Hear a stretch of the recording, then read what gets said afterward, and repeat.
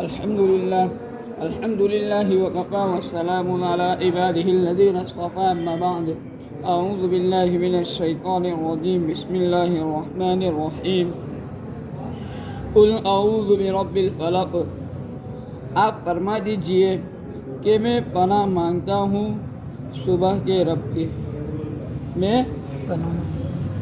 آپ فرما دیجئے کہ میں صبح کے رب کی پناہ میں آتا ہوں یا پناہ مانگتا ہوں۔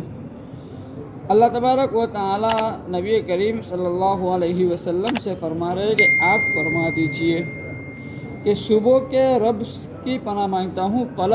فلق کا معنی ہوتا ہے پو پھٹنا۔ صبح میں جب روشنی نکلتی ہے اس کو بولتے ہیں پو پھٹنا۔ تو اللہ تبارک و تعالی رات کے اندھیرے کو ختم کر کے صبح کی روشنی کیوں نکالتا ہے اور انسان کو جو ہے نئی زندگی دیتا ہے، ایک نئی امید دیتا ہے۔ اور جو ہے اللہ تبارک و تعالی رات میں جو ہے اکثر غلط کام ہوتے ہیں، جو ہوتے ہیں وہ رات کی تاریکی کے اندر ہوتے ہیں۔ تو یہاں پہ خاص طور کے اوپر اس رب سے پناہ مانگنی ہے جو صبح کو پیدا کرنے والا ہے، صبح کو بنانے والا ہے۔ آگے فرمایا من شر ما خلق، من شر ما خلق، میں پناہ میں آتا ہوں ان تمام کے شر سے، ان تمام چیزوں کی شر، ان تمام مخلوقات کے شر سے جو اس نے پیدا کی، یعنی اللہ تبارک و تعالیٰ نے جتنی بھی مخلوقات بنائی ہے وہ تمام کے تمام مخلوقات کے اندر، کچھ مخلوقات کو چھوڑ کر تمام مخلوقات کے اندر اللہ تبارک و تعالیٰ نے خیر اور شر دونوں کو جمع کیا ہے۔ کیا بھائی؟ خیر اور شر دونوں کو جمع کیا ہے۔ فرشتے بھائی وہ معصوم ہیں، ان کے اندر خیر ہی خیر ہے۔ انبیاء علیہ السلام وہ بھی معصوم ہیں، ان کے اندر کیا ہے؟ خیر ہی خیر ہے۔ تو ان کے علاوہ جو ہے ان کے اندر اللہ تبارک و تعالیٰ نے خیر اور شر دونوں کو پیدا کیا ہے۔ تو اللہ تبارک و تعالیٰ سے تمام مخلوقات کے شر سے پناہ مانگی جا رہی ہے۔ بھائی ہم کو کسی کے گھر پر جانا ہے اور اس نے جو ہے باہر کتا کھڑا رکھا ہے اور کتا بہت ہی خطرناک ہے، ہر ایک آنے جانے والے کو کاٹنے والا ہے، تو بھائی ہم کس کو بولیں گے؟ مالک کو بولیں گے۔ اس کے کہ بھائی میرے کو آنا ہے تو اس کو کنٹرول کرو، میرے کو آنا ہے تو اس کو کنٹرول کرو۔ اسی طریقے سے اللہ تبارک و تعالیٰ تمام مخلوقات کا مالک ہے، تمام مخلوق کو کنٹرول کرنے والا ہے۔ تو اس تمام مخلوقات کے شر سے اللہ تبارک و تعالیٰ سے پناہ مانگنا یا کیا ہے؟ مقصود ہے۔ اب اس کے اندر تمام مخلوقات آ گئی، لیکن خاص کر 3 چیزیں اللہ تبارک و تعالیٰ الگ سے بیان کر رہا ہے۔ کیا بیان کر رہا ہے؟ وَمِن شَرِّ غَاسِقٍ إِذَا وَقَبَ، اور میں پناہ مانگتا ہوں اندھیری رات کے شر سے جب وہ چھا جائے، اور میں پناہ مانگتا ہوں اندھیری رات کے شر سے جب وہ چھا جائے۔ غاسق کہتے ہیں اندھیرے کو، اور یہاں پہ اندھیرے سے معنی اندھیری رات بھی مراد لے لیتے ہیں۔ تو میں پناہ مانگتا ہوں اندھیری رات کے شر سے جب کہ وہ چھا جائے۔ اندھیرا جو ہے 2 طریقے کا ہوتا ہے، ایک اندھیرا وہ ہے جو حسی ہے اور ایک اندھیرا وہ ہے جو معنوی ہے۔ حسی مطلب جو دکھتا ہے اور معنوی جو دکھتا نہیں ہے۔ حسی اندھیرا تو کیا ہے کہ بھئی دن ختم ہو گیا، رات آ گئی، تو یہ حسی اندھیرا ہے جب جو دکھنے والا ہے۔ اور ایک اندھیرا جو ہے جو معنوی ہے، کفر و شرک کا اندھیرا، گناہوں کا اندھیرا، فسق و فجور کا اندھیرا، بد اخلاقیوں کا اندھیرا، اور اسی طریقے سے گمراہیوں کا اندھیرا۔ یہ تمام کے تمام اندھیرے ایسے ہیں جو معنوی طور کے اوپر ہے۔ تو اللہ تبارک و تعالی ہمیں سکھا رہا ہے کہ بھئی تمام ذات کے اندھیروں سے، تمام طریقے کے اندھیروں کی برائی سے، تمام طریقے کی اندھیروں سے برائی سے اللہ تبارک و تعالیٰ کی پناہ چاہنی ہے۔ بھئی رات جب چھاتی ہے تو اس کے اندر خیر بھی ہے، کہ بھئی انسان کو سکون کے لیے اللہ تبارک و تعالیٰ نے کیا بنائی؟ رات بنائی۔ لیکن جو ہے موذی جانور، شیطان اور جتنے بھی خبیث لوگ ہوتے ہیں، خبائث جو ہوتے ہیں، شیاطین جتنے ہوتے ہیں، اور تکلیف پہنچانے والے جانور جتنے ہوتے ہیں، اور جو اس کے ساتھ ساتھ زمین کے اندر جو کیڑے مکوڑے رہتے ہیں، وہ تمام کے تمام رات میں نکلتے ہیں اور انسان کو تکلیف پہنچاتے ہیں۔ تو یہ جتنی بھی اور جادوگر بھی اکثر اپنا عمل جو ہے رات کے ٹائم پہ ہی پورا کرتے ہیں، رات کے ٹائم پہ ہی اپنا عمل کرتے ہیں۔ تو ان تمام کی برائیوں سے اللہ تبارک و تعالیٰ سے ہم کیا مانگ رہے ہیں؟ پناہ مانگ رہے ہیں کہ اللہ تعالیٰ ان تمام سے ہماری کیا فرما؟ حفاظت فرما۔ اور پھر ہے وَمِن شَرِّ النَّفَّاثَاتِ فِی العقد، اور ان جانوں کی شر سے جو گروہ کے اندر پھونکے مارتی ہے، ان جانوں کی ان شخصیتوں کے شر سے جو گروہ کے اندر پھونکے مارتی ہے۔ کیا مارتی ہے؟ پھونکے مارتی ہے۔ تو جو ہے جادو کا عمل جو ہوتا ہے وہ اکثر یہ ہوتا ہے کہ بھائی دھاگے کے اوپر گیرے لگائی جاتی ہے، اور گیرے لگانے کے ساتھ ساتھ ایسے شرکیہ اور کفریہ کلمات پڑھے جاتے ہیں جس سے شیاطین اور جنات خوش ہو۔ ایسے کفریہ اور شرکیہ الفاظ کو پڑھنے کے بعد اس کے اوپر خاص کر پھونک ماری جاتی ہے، اور یہی جادو نبی کریم صلی اللہ علیہ وسلم کے اوپر بھی کیا گیا تھا۔ تو اللہ تبارک و تعالیٰ سے تمام جادوگروں سے ایک تو یہاں پہ جو ہے نفاثات، تو یہاں پہ لوگوں نے بعض مفسرین نے ترجمہ عورتوں کا کیا ہے کہ ان عورتوں کے شر سے جو گھیروں کے اندر پھونک مارتی ہے، ان عورتوں کی شر سے، لیکن اکثر مفسرین نے ترجمہ کیا ان جانوں کے، کیا بھائی؟ ان جانوں کے شر سے کہ بھائی مرد بھی آ جائے عورت بھی آ جائے، مرد بھی جادوگر ہوتے ہیں، عورتیں بھی جادوگر ہوتی ہے۔ لیکن جو ہے نبی کریم صلی اللہ علیہ وسلم کے اوپر جو جادو کیا گیا وہ لبید بن عاصم نے اپنی لڑکیوں کے ذریعے کرایا تھا، اپنی لڑکیوں کے ذریعے، اس لیے وہاں پہ اس کی طرف بھی اشارہ ہو گیا۔ اور جو ہے اگر ترجمہ ہم دونوں کا مراد لیں گے، دونوں کا ترجمہ عربی اعتبار سے لینا جائز ہے، لے سکتے ہیں، تو دونوں کا ترجمہ مراد لیں گے تو کیا بھائی؟ تمام جات کے جادو سے ہماری اللہ تبارک و تعالیٰ حفاظت فرما۔ اب اس میں جو ہے ایک بات دھیان میں رکھنی ہے کہ آدمی کو معلوم نہیں ہوتا کہ بھئی کون سا شخص میرے اوپر جادو کر رہا ہے، کون سا شخص میرے اوپر جادو کر رہا ہے۔ اس لیے ہمیشہ اللہ تبارک و تعالیٰ تو جانتا ہے نا، اللہ تبارک و تعالیٰ تو کیا ہے؟ جانتا ہے کہ بھئی کون جادو کرنے کا ارادہ کر رہا ہے، کون جادو کر رہا ہے، کون جادو نہیں کر رہا ہے، اللہ تعالیٰ سب کچھ جانتا ہے۔ تو ہم اپنی حفاظت کا ذریعہ پہلے سے بناوے اور اپنے آپ کو پہلے سے اللہ تبارک و تعالیٰ کے سپرد کرے، اور اللہ تبارک و تعالیٰ کی پناہ میں پہلے سے ہم کیا ہے بھائی؟ آ جاؤ، تاکہ جادو کا اثر ہمیں نہ ہو، اور جو ہے اللہ تبارک و تعالیٰ جادو سے چھٹکارے کی شکل، اور اگر کوئی کرنے کا ارادہ کر بھی رہا ہے تو اس سے اللہ تبارک و تعالیٰ ہماری حفاظت فرمائے۔ اگر ہم نے اپنے آپ کو کیا ہے اللہ تبارک و تعالیٰ کے سپرد کر دیا تو۔ پھر آگے ہے وَمِن شَرِّ حَاسِدٍ إِذَا حَسَدَ، اور حسد کرنے والے کے شر سے جبکہ وہ حسد کرے، حسد کرنے والے کے شر سے جبکہ وہ حسد کرے۔ حسد کس کو کہتے ہیں؟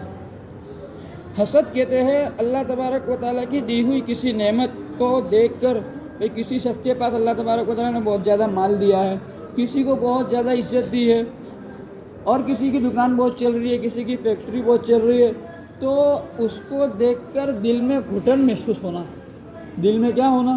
گھٹن محسوس ہونا۔ اور یہ اکثر عام طور پہ ہوتا ہے، اکثر یہ بیماری ہو جاتی ہے، اور یہ جو ہے غیر اختیاری ہے۔ امام غزالی رحمۃ اللہ علیہ فرماتے ہیں یہ کیا ہے؟ گھٹن کا ہو جانا یہ غیر اختیاری ہے۔ دوسرا درجہ یہ ہے کہ بھئی ایک پہلا درجہ کیا؟ گھٹن کا ہونا۔ اب دوسرا درجہ حسد کا یہ ہے کہ بھئی آدمی یہ سوچے کہ اس کے پاس جو نعمت ہے یہ ختم ہو جائے، اس کے پاس جو یہ نعمت ہے یہ ختم ہو جائے۔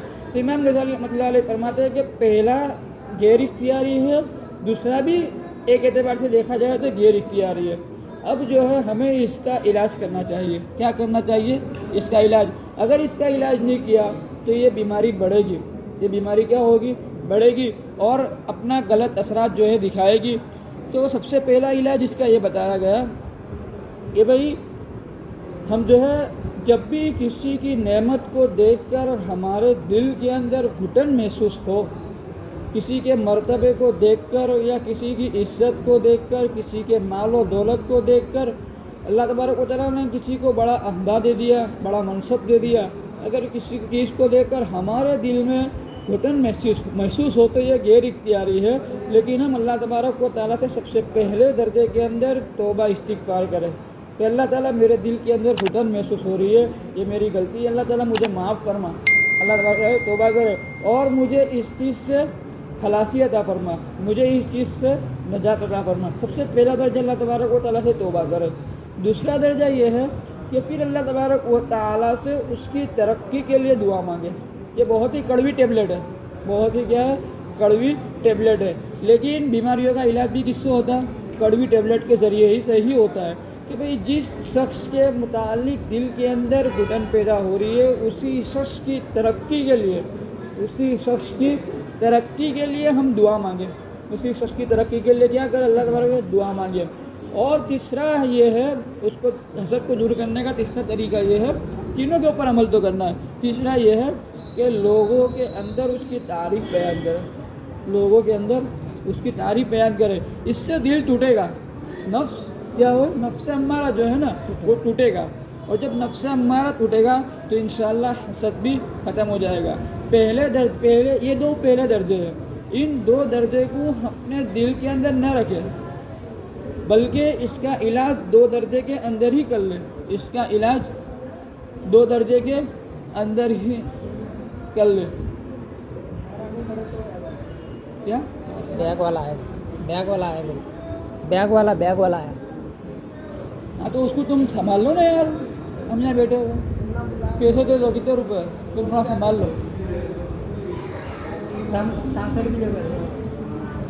कितने देख, कितने भी देख, तुम तुम्हारे साथ संभाल लो, बैग ले लो और दे दो उसको पैसे। जाके चेक करो, प्रधान सेटले को चेक करो।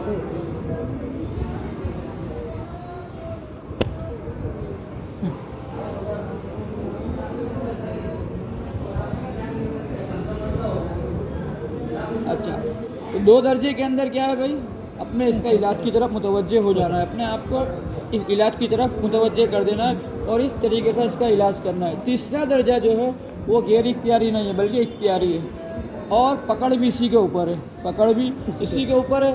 तीसरा दर्जा क्या है कि आदमी के दिल के अंदर ख्याल आया कि इसकी ये नेमत छीन जाए, अब उसको छीन जाने की कोशिश करने लगे, भाई किसी जगह उसको बड़ा अहदा दे दिया गया, तो अब उसके पास जाएगा जिसके पास और जाके बोलेगा कि भाई इसके अंदर ये बुराई है, ये गलतियाँ हैं। और आमतौर पर ये देखा जाता है कि आदमी दो दर्जे के अंदर इलाज की तरफ मुतवज्जे नहीं होता और तीसरे दर्जे के ऊपर पहुंच जाता है। कोई आदमी जो है बुराइयों से खाली होता नहीं है, लेकिन जिस आदमी की तारीफ़ की जाती है, जिस आदमी के ज़रिए से हमारे दिल में घुटन पैदा होती है, जब भी उसकी तारीफ़ की जाएगी तो कोई ना कोई ऐसी बात लाकर आदमी रख देगा जिससे उसकी हैसियत और जो है उसकी इज्जत के ऊपर दर्द लगे। ये है घुटन का और हसद का तीसरा दर्जा, और इसके ऊपर पकड़ भी होगी, इसके ऊपर क्या होगी, पकड़ भी होगी।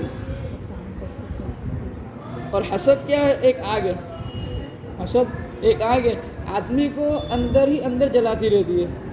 आदमी अगर दो दर्जे के अंदर रखेगा उसको, तीसरा दर्जा अगर इस्तेमाल नहीं कर रहा है और इलाज भी नहीं कर रहा है, तो आदमी अंदर ही अंदर जलता रहेगा और अंदर ही अंदर खोखला होता रहेगा, अंदर ही अंदर क्या खोखला रहेगा, खोखला होता रहेगा। और जो है आसमान और ज़मीन में सबसे पहला गुनाह, आसमान में भी और ज़मीन में भी सबसे पहला गुनाह जो हुआ वो हसद का हुआ। किसका हुआ? हसद का हुआ। क्योंकि पहला गुनाह जो है आसमान पर हुआ कि आदम अलैहिस्सलाम को अल्लाह तबारक व तआला ने मकाम दिया, मर्तबा दिया, और फरिश्तों को कहा कि भाई सजदा करो। तो शैतान ने हसद किया कि भाई इसको इतना बड़ा मकाम क्यों मिला। शैतान ने क्या किया? हसद किया। तो आसमान के ऊपर सबसे पहला गुनाह जो हुआ वो किसका हुआ? हसद का हुआ। अच्छा, अब आदम अलैहिस्सलाम के दो बेटे थे, हाबिल और काबिल। हाबिल और काबिल। तो हाबिल को नेमत क्यों मिली? ये काबिल को हसद हुआ। जो नेमत अल्लाह तबारक व तआला ने हाबिल को दी, तो काबिल ने उसके ऊपर हसद किया और अपने भाई को कत्ल कर दिया। अपने भाई को क्या कर दिया? कत्ल कर दिया। तो दोनों गुनाह जो है आसमान में भी और ज़मीन में भी, वो सबसे पहले कहाँ हुआ? हसद। किसकी वजह से हुआ? हसद की वजह से। तो हसद से अल्लाह तबारक व तआला की पनाह मांगते रहना चाहिए। अच्छा, اور جو ہے حسد کرنے والا جب حسد کرتا ہے، نبی کریم صلی اللہ علیہ وسلم نے ارشاد فرمایا ایاکم والحسد ایاکم والحسد فإنه يأكل الحسنات كما تأكل الحطب كما تأكل النار الحطب کہ بھائی جس طریقے سے آگ لکڑی کو کھا جاتی ہے، اسی طریقے سے حسد نیکیوں کو کھا جاتا ہے، اور جس طریقے سے استرا بالوں کو مونڈ دیتا ہے، اسی طریقے سے حسد دین کی نیکیوں کو ختم کر دیتا ہے، نیکیوں کو کیا کر دیتا ہے؟ ختم کر دیتا ہے۔ تو اللہ تبارک و تعالیٰ سے یہ بھی پناہ مانگنی چاہیے کہ اللہ تعالیٰ ہمارے اندر حسد پیدا نہ ہو، اور جب معاملہ کچھ آ جائے، ایسا معاملہ پیش آ جائے تو علاج کرنا چاہیے۔ علاج کا طریقہ ہم نے کیا ہے بھائی بتا دیا۔ اور جو ہے یہ دعا جو ہے کہ بھائی حسد کرنے والا جب اپنا بس نہیں چلتا، جب اس کا بس نہیں چلتا کسی چیز کے اوپر، تو وہ جاتا ہے جادو کے اوپر اور جادو کر کے سامنے والے کو تکلیف پہنچانے کی کوشش کرتا ہے۔ تو اپنے آپ کو حاسدین کے حسد سے بھی بچانا ہے، تو اس کے لیے بھی کیا ہے، یہ ہم کو روزانہ اس کا مطالعہ، اس کو روزانہ ہر نماز کے بعد پڑھنا ہے، تاکہ ہم تمام دنیاوی شرور سے، تمام دنیاوی آفات سے ہماری یہ اللہ تبارک و تعالیٰ حفاظت فرمائے۔ اللہ اور ان سب باتوں کو سامنے رکھتے ہوئے پڑھنا ہے۔ جب بھی ہم نماز کے بعد پڑھیں تو ان تمام باتوں کو سامنے رکھتے ہوئے پڑھیں گے تو انشاءاللہ اس کے اثرات بھی مرتب ہوں گے، ورنہ رٹایا پڑھ لینا وہ بھی فائدے سے خالی نہیں ہے، لیکن سامنے رکھتے ہوئے پڑھیں گے تو انشاءاللہ بہت بڑا فائدہ ہوگا۔ اللہ تعالیٰ کہنے سننے سے زیادہ عمل کی توفیق عطا فرمائے۔ سبحان اللہ وبحمدہ، سبحانک اللہم وبحمدک، ونشہد ان لا الہ الا انت، نستغفرک ونتوب